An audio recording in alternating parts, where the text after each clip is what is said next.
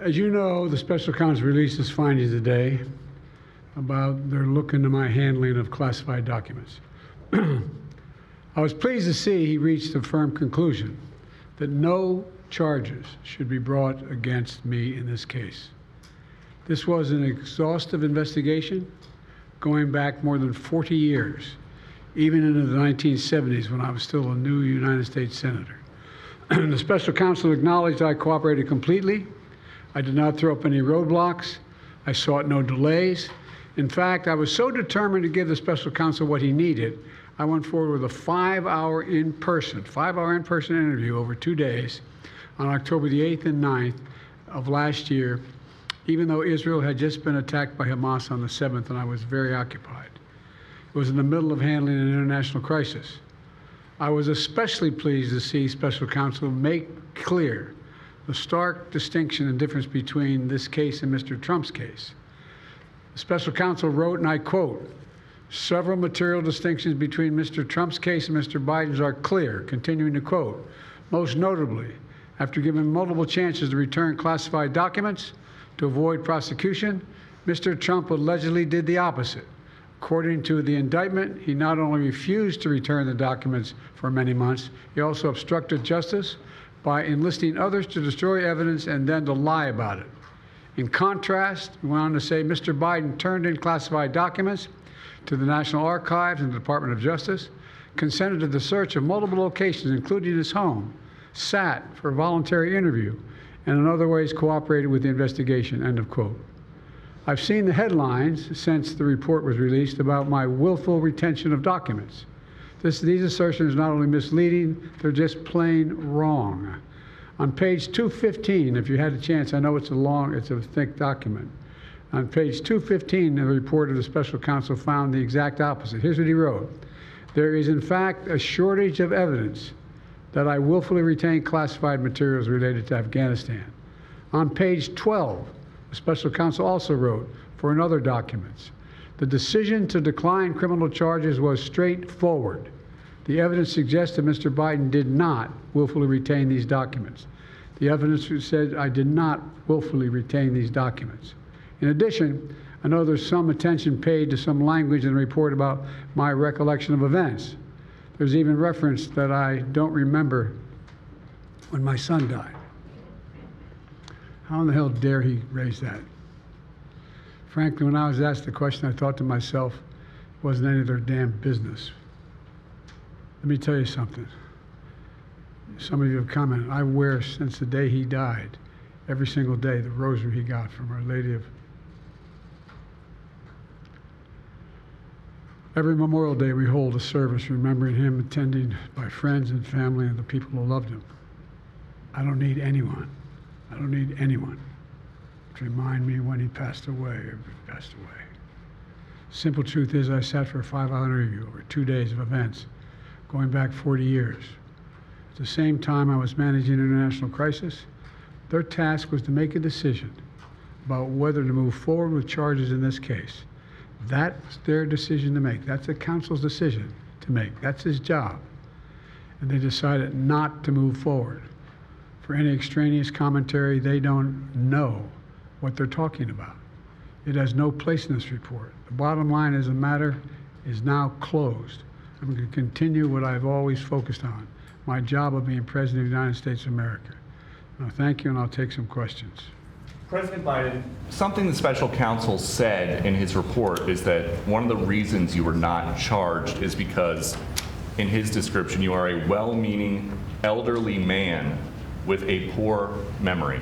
I'm well-meaning, and I'm an elderly man, and I know what the hell I'm doing. I've been president. I put this country back on its feet. I don't need his recommendation. It's totally How bad is your memory, and can you continue as president? My memory is so bad I let you speak. That's Do you my feel your memory has gotten worse, Mr. No, President? my memory is not good. My memory is fine. My memory, take a look at what I've done since I become president.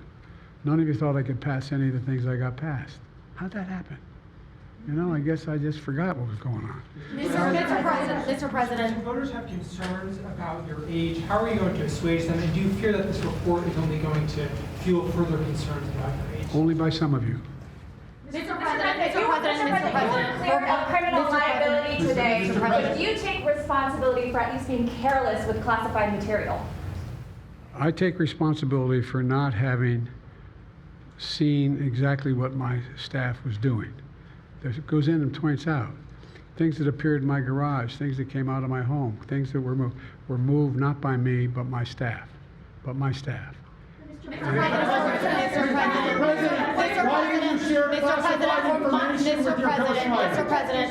Mr. President, for months when you were asked about your age, you would respond with the words, "Watch me." Many American people have been watching, and they have expressed concerns about your age. That is your judgment.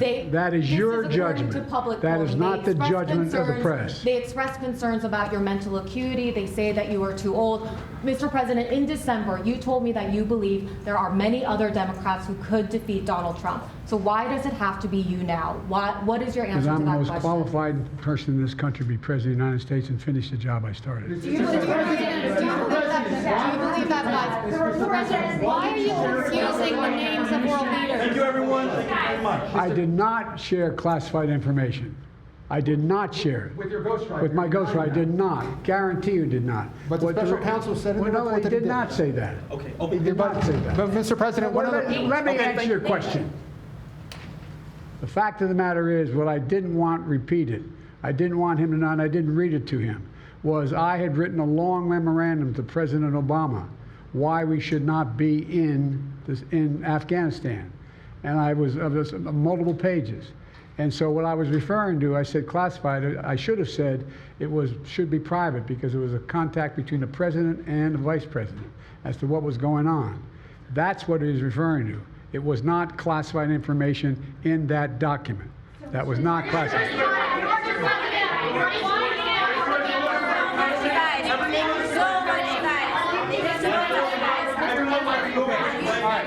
He called on me. When you look back at this incident, is there anything you would do differently now? And do you think that a special prosecutor should have been appointed in the first place in both of these cases?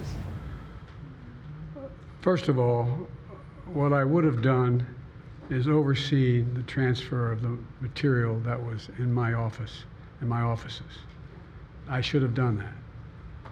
If I go back, I didn't have the responsibility to do that. That was my staff was supposed to do that, and they referenced that in the report.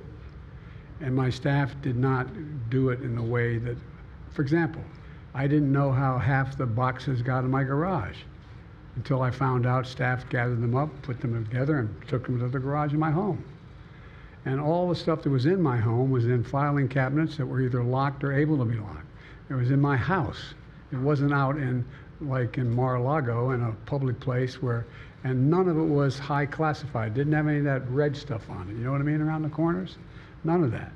And so I wish I had paid more attention to how the documents were being moved and where. I thought they were being moved to the archives. I thought all of it was being moved. That's what I thought.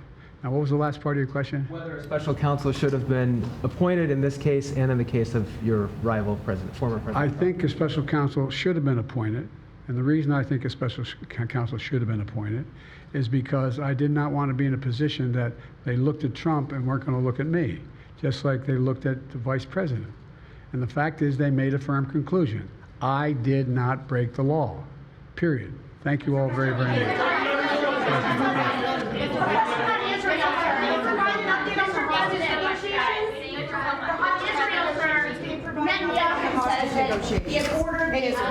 The hostage negotiation, look.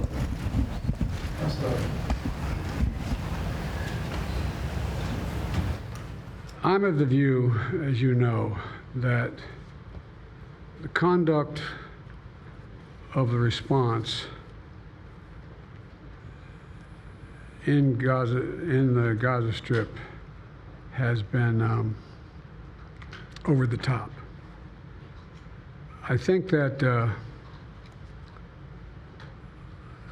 as you know, initially, the president of Mexico, Sisi, did not want to open up the gate to allow humanitarian material to get in. I talked to him. I convinced him to open the gate. I talked to Bibi to open the gate on the Israeli side. I've been pushing really hard to get humanitarian assistance into Gaza. There are a lot of innocent people who are starving, a lot of innocent people who are in trouble and dying. And it's got to stop, number one. Number two, I was also in a position that I'm the guy that made the case that we have to do much more to increase the amount of material going in, including fuel, including other items. I've been on the phone with the Qataris, I've been on the phone with the Egyptians, I've been on the phone with the Saudis to get as much aid as we possibly can into Gaza. There are innocent people, innocent women and children who are also in badly in need of help. And so that's what we're pushing. And I'm pushing very hard now to deal with this hostage ceasefire because, as a, you know, I've been working tirelessly in this deal. How can I say this without revealing it?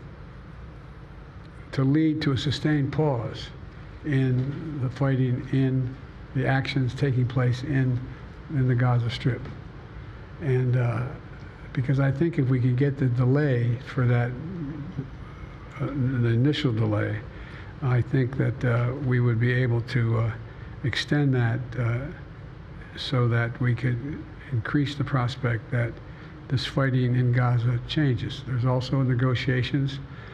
You may recall, in the very beginning, right before Hamas attacked, I was in contact with the Saudis and others to work out a deal where they would recognize Israel's right to exist, make them part of the Middle East, recognize them fully in return for certain things that the United States would commit to do. And the commitment that we were proposing to do related to two items. I'm not going to go in detail, but one of them was to deal with the protection against their arch enemy to the northwest, northeast, I should say. The second one, by providing ammunition and material for them to defend themselves. Coincidentally, that's the time frame when this broke out. I have no proof what I'm about to say, but it's not unreasonable to suspect that the Hamas understood what was about to take place and wanted to break it up before it happened. Mr. President. Thank you, everybody.